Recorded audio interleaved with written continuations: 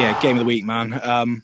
It was tough. There were a couple of options, but there was one which definitely stood out. But there were a couple that I felt like could have been in the running.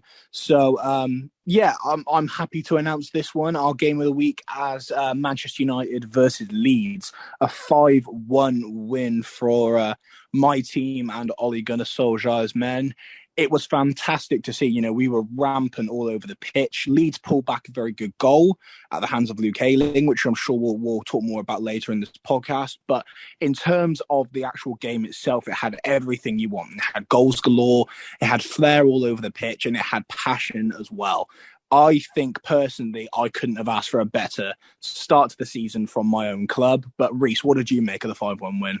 Oh, it was absolutely phenomenal. The entirety of Manchester United's debut, well, not debut, rather the return back to the Premier League this season, from the debuting of and the announcement of Rafael Varane at Old Trafford, which, I mean, we can talk about that for a second as well. Like Manchester United, not just from the 5-1 win over Leeds, adding Rafael Varane to a back four that's already that's had some troubles, from and it's been kind of slandered with Victor Lindelof, but I feel with Harry Maguire and Rafael Varane, there is so much room there, and how amazing that partnership is going to be. And Harry Maguire is going to look way more confident with Varane in that back line as well. What do you think?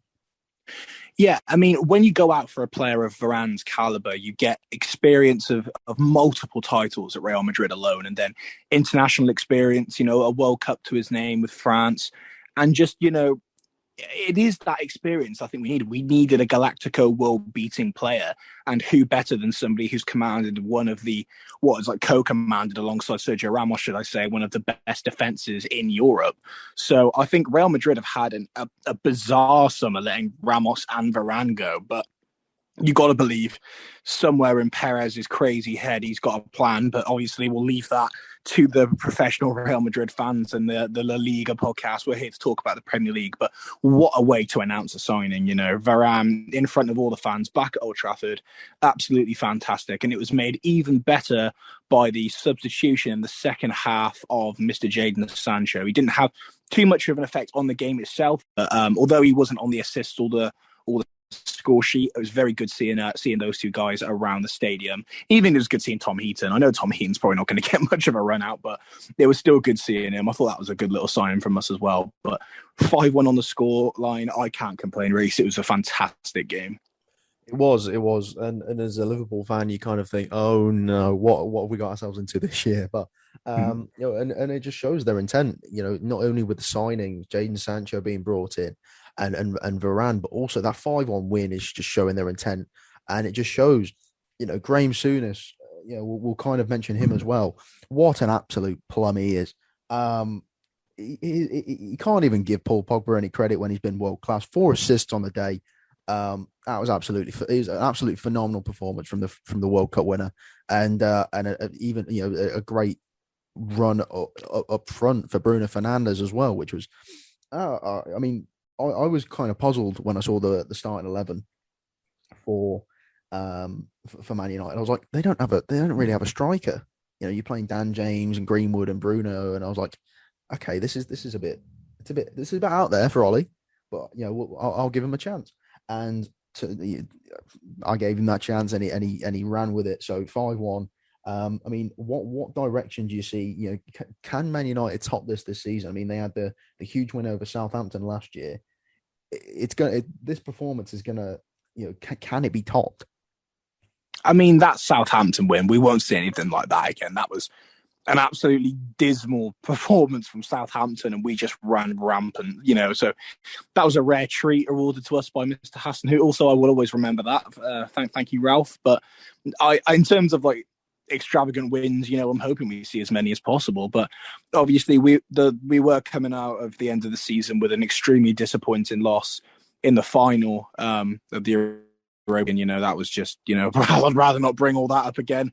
It was painful, but we've made a couple of really strong signings so far.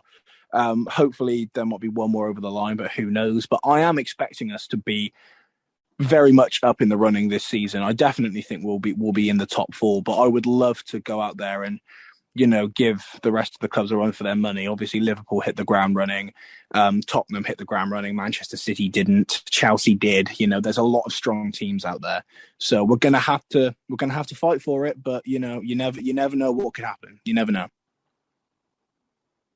And I think that United are very strong this year, and I mean beating a Leeds team led by Bielsa as well. They've got little pockets of fantastic players. Calvin Phillips, Rafinha, who we did see on the day as well, and players like Bamford who shone a lot last year. And I think that we're going to be expecting big things from this Leeds team, or are we? I mean, after this 5-1 defeat, do you think that that's going to light a fire under them to try and perform, or do you think this is a sign of second season syndrome?